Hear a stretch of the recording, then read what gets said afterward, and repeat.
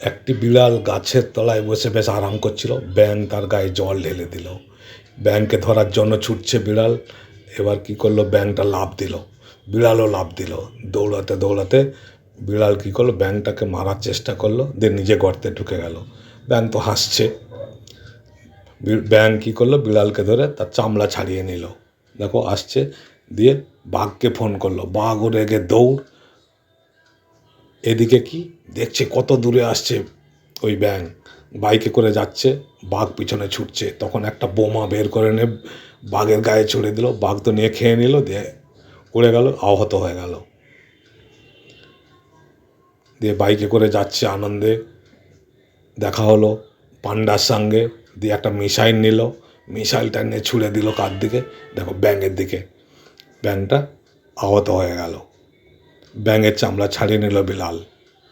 আসছে, রেগে গেছে। একটা হাঁস আসছিল, তাকে এক লাথি মেরে সরিয়ে দিয়েছে। তারপরে